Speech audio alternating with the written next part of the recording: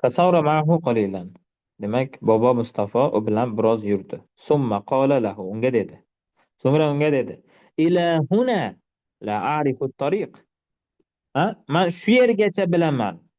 Bundan buyog'iga yo'lni bilmayman dedi. Ana qarang, bu yerda qanaqa uslub kelyapti. Qarangda, bu yerda ham ijoz uslubi bor o'zi aslida. Ila huna deyapti, qarang. Bu yergacha la a'rifu at-tariqa. Agar siz hozir so'zma-so'z tarjima qilsangiz xato ma'no chiqadi. Ila huna degani nima degani? Mana shu yergacha degani. Huna degani bu yer degani. Ila huna shu yergacha degani. Shu yergacha deyapti. La a'rifu at-tariq. Yo'lni bilmayman. Zohiriy tarjima. Lekin bu xato tarjima. Nima uchun? Chunki bu shu yergacha olib keldik uni. Qanaqa qilib shu yergacha yo'lni bilmaydi? Bundan buyog'iga bilmaydi yo'lni. Unda nimaga ilahuna deyapti, min huna demayapti? Min huna deyish kerak emasmidi? Nimaga ilahuna deyapti? Ya'ni qarang, bobo Mustafa o'g'ri bilan birga yurib ketdi. Ha? Ya'ni qarangda, Marjona o'sha tikuvchini uyiga olib kelayotgan paytda ko'zi ochiq holatda kelgan. Uyiga yaqinlashgan paytda ko'ziga ro'molcha bog'lagandi, to'g'rimi? Demak, u yo'lni yarmini biladi. O'sha ko'zi boylangan joygacha yo'lni biladi. Ko'zi boylangan joydan yo'lni bilmaydi. Uyiga yaqinlashgan paytda ko'ziga ro'molcha bog'lagandiki. Endi qarang. Bu demak, bobo Mustafa o'g'ri bilan birga o'sha ko'zi boylangan joygacha yurib bordida aytayapti, nima deyapti, qarang. Saro ma'hu bilan yurdi va qala lahu, Saro ma'hu qalilan, u bilan biroz yurdida va qala lahu, unga dedi, ila huna deyapti. Ana shu yergacha deyapti. La a'rifu at-tariq. Yo'lni bilmayman. Qanaqasiga ana shu yergacha yo'lni bilmayman. O'zi asli nima deyish kerak edi? Min huna la a'rifu at-tariq deyish kerak. Mana shu yerdan boshlab deyish kerak edi. Min ibtidoni bildiradi. Ila chegarani bildiradi. Ila chegarani bildiradi. Min boshlanishni bildiradi. Bu o'zi asli nima deyish kerak edi? Min huna la a'rifu at-tariq deyish kerak edi. Mana shu yerdan boshlab men yo'lni bilmayman, chunki bu yerda men ko'zim boylangan. Deyish kerak edi. Lekin bu nima deyapti? Ila huna la a'rifu at-tariq deyapti. Mana shu yergacha men yo'lni bilmayman. Lekin bu gap xato-ku. Bu yergacha yo'lni bilmasa qanday olib keldi?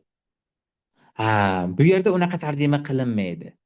Bu yerdagi ila huna la a'rifuga mutaalliq emas. Agar ila hunani a'rifuga mutaalliq qilib tarjima qilsangiz, xato tarjima chiqadi. Tushundingmi? Ya'ni ila huna la a'rifu at-tariq. Yo'q, xato. Ila huna la a'rifuga mutaalliq bo'lmaydi. Ila huna nimaga mutaalliq bo'ladi? Bu yerda taqdirda so'z bor, ila hunadan oldin. O'sha hazf bo'lgan. Nima? A'rifu at-tariqa ila huna va la a'rifu at-tariqa min huna. O'zi asli jumla qanday ekan, qarang, bu yerda ijoz bo'lyapti, ijoz. Qarang, ila hunadan oldin nima bor ekan? A'rifu a a'rifu a'rifu at-tariqa a'rifu at-tariqa ila huna bo'lgan. A'rifu at-tariqa ila huna la a'rifu at-tariqa va la a'rifu at-tariqa. Demak, la a'rifu a'rifu a'rifu at-tariqa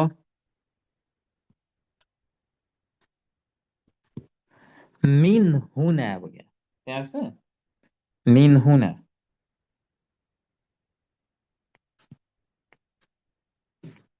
Demak, bo'lgan min huna.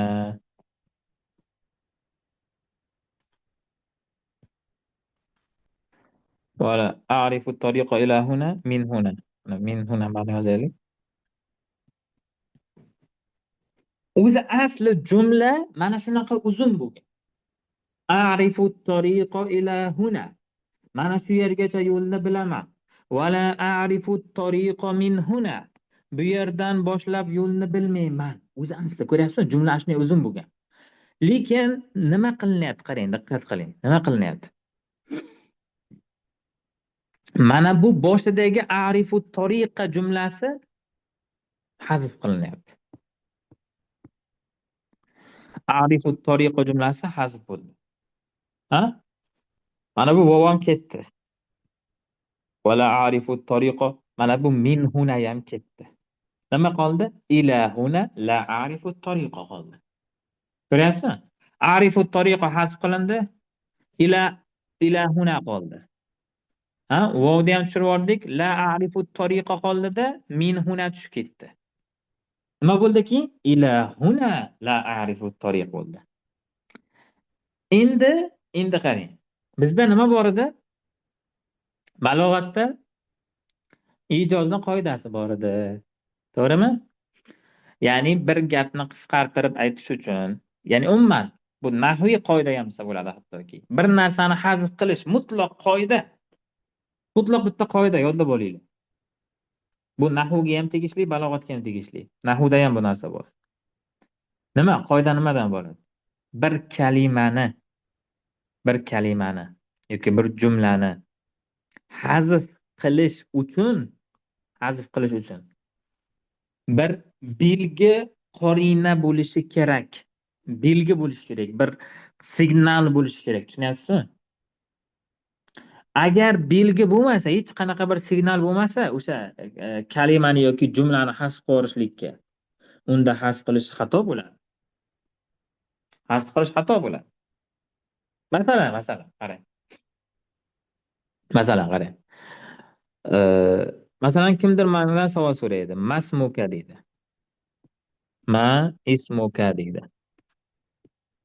Kimdir mendan savol so'radi. Men unga Muhammad deb javob berdim.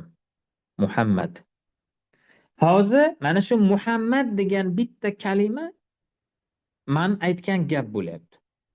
Lekin men bu yerda bir narsani hasb qildim. Nimani? Ismi degan so'zni hasb qildim. O'zi asli nima deyishim kerak edi? Ismi Muhammad deyishim kerak edi. To'g'rimi? Lekin ana shu ismi hazf bo'ldi. Muhammad deyman. Ismi Muhammad deyishim kerak. Muhammad bo'ldi. Masmuka Muhammad. Ismini hazf qildim, mubtadoni hazf qildim. Mubtadoni hazf qilishligim joizmi? Mumkinmi? Desa mumkin. Nega? Chunki signal bor. Mubtadoni hazf bo'lganligiga belgi turibdi. Qani belgi? Mana savol. Savolda o'zida belgi bor. Masmukada o'zi savol so'rab turibdi. Isming nima deb turibdi? Ya'ni ma ismim deyishim shart emas. Muhammad desam bo'ldi tushunadi. Muhammad desam ko'chadagi taksini tushunmaydi-ku. O'zi menga savol berib turibdi, to'g'rimi? Muhammad desam nima tushunadi? Isming Muhammad deyapti-da deb o'ylaydi, to'g'rimi? Ko'ryapsizmi? Aytmasam ham bir kalimani talaffuz qilmasam ham eshituvchi tushunyaptimi? Men o'shani hasb qilishim joiz. Va bu shay ijoz hisoblanadi. Tushunali? Demak, lekin qarang. Men shunday dabdurustdan kirib kelsamda bitta xonaga Muhammad desam. Shunday bitta xonaga kirib keldim. Bu yerda Muhammad ismli o'quvchi yo'q. U yerda u xonani ichida Muhammad, misol uchun 10 ta talaba o'tiribdi, ularning ichida Muhammad yo'q. Misol uchun Muhammad Samas, Muhammad chaqiryapti o'ylamanglar. Bitta xonaga kirdim, 10 ta o'quvchi bor. Birontasini ismi Muhammad emas. Lekin men Muhammad desam kirib turib dabdurustdan. Ular nima tushunadi Muhammad? Kim Muhammad? Qaysi Muhammad? Nima deyapsiz? Tushunmaydi, ko'ryapsizmi? Ya'ni Muhammad deb turib ismini hasb qila olmayman bu yerda. Ya'ni Muhammad desamda ana Muhammad yoki misol uchun ana degan so'z. Men Muhammadman demoqchiman. Bitta xonaga kirib men Muhammadman demoqchiman. Lekin men degan so'zni hasb qilib Muhammad desam dabdurustdan bu xato bo'ladi. Chunki men mubtadoni hazf qilishligimda mana shu holatda, mana shu maqomda mubtadoni hazf qilishligimga qorina yo'q. Hech qanaqa bir belgi yo'q. Tushunasizmi? Va bu noto'g'ri bo'ladi. Unaqa qilishligim. Lekin masmuka deb savol berilgan paytda Muhammad deyishim to'g'ri bo'ladi. Chunki bu yerda qorina bor. Qorina belgi bor. Endi mana bu yerda ilahuna la a'rifu at-tariq. Bu yerda qarang qancha narsa hazb bo'lib ketyapti. A'rifu tariqa ila huna va la a'rifu tariqa min huna. A'rifu tariq hazb bo'ldi, min huna hazb bo'ldi. Kerak bo'lsa vovni hazb qildik. Ha?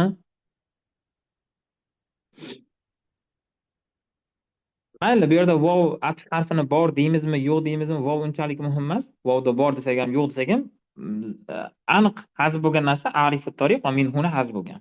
Shunda ilahuna la arifu tariq qolgan. Xo'p, shularni hazb qildik. Hazb qilishlikka qarina bormi o'zi? Hazb qilish mumkinmi o'zi desa? Mumkin. Chunki hazb qilsak ham o'quvchi tushunyapti. Qanday tushunyapti? Mana o'zi gapni siyoqidan tushunib olyapti o'quvchi. Nima deyilayotganligini, to'g'rimi? Ya'ni mana qarang. Boyagi o'g'ri bobo Mustafoni do'konidan yur men bilan birga o'sha uyda topa olamiz bir amallab dedida yo'lga chiqdi bular. Yo'lda yurib ketdi bular.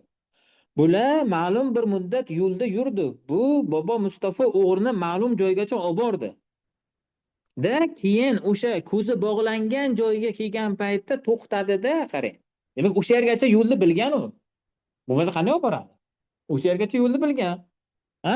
Ko'zi boylangan joyga kelganda nima dedi? Ila huna la a'rifu tariq dedi. Mana shu gapni mana shu siyoqda ishlatilingan paytda, ana shu siyoqqa qarash kerak. Bundan oldin nima qildi, qanaqa holat o'tdi? Ama o'sha yergacha buni olib bordi, yurib bordi birgalikda. Demak, yo'lni bilgan. Mana shu yergacha bo'lgan yo'lni bilgan, lekin ila huna la a'rifu tariq deyapti.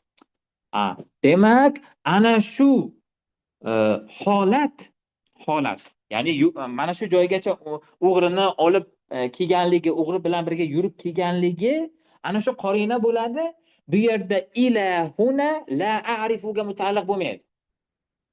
Ila huna o'zidan oldin hazf qilingan a'rifuga mutaalliq bo'ladi. A'rifu tariqqa, a'rifuga mutaalliq bo'ladi. Buni qorinasi nima ekan? Voqea hodisa. Biz ilahuna la arifu tariqqa mutaalliq qilsak noto'g'rimi chiqadi? Ilahuna la arifu tariq. Men bu yergacha yo'lni bilmayman. Bu yergacha bilmasang qanday olib kelayman? Qanday olib keling uni? Demak bilasan. Bu yerdan bu yog'iga bilmaysan. Bu yerdan boshlab endi yo'lni bilmaysan. Chunki shu yerda seni ko'zing bog'langan. Ko'ryapsizmi? Gapni siyoqiga qarab siz bu ilahuna aslida nimaga mutaalliq bo'lishligini aqlingiz bilan topib oldingiz. Bu aytmoqchiki deysiz mana shu yerda. Ilahuna la arifu tariqda siz o'ylaysiz. To'xta, bu yergacha olib kelgan. Demak, bu nima demoqchi? Mana shu yergacha yo'lni bilaman, bundan bu yog'iga bilmayman demoqchi deysiz. To'g'rimi? Shunaqa deysiz. Va shunda siz nima qilasiz? Aytasizki, ha, demak bu yerda ilahunadan oldin a'rifu tariq hazf bo'lgan. A'rifu tariq ilahuna, mana shu yergacha yo'lni bilaman, va la a'rifu tariq min huna. Bu yerdan boshlab men endi yo'lni bilmayman. Chunki shu yerdan boshlab meni ko'zim bog'langan. Tushunarlimi? Demak, qorina bor. Qorina bor. O'shaning uchun ham hazf bo'ldi va bu ko'ryapsizmi? Ijoz uslubi. Qisqa gap bilan ko'p ma'no ifodalandi. A'rifu tariqa ila huna la a'rifu tariqa min huna deb o'tirmasdan ila huna la a'rifu tariq. Tamam. Shu yergacha bilaman, bundan bu yerga bilmayman. Tushunarlimi?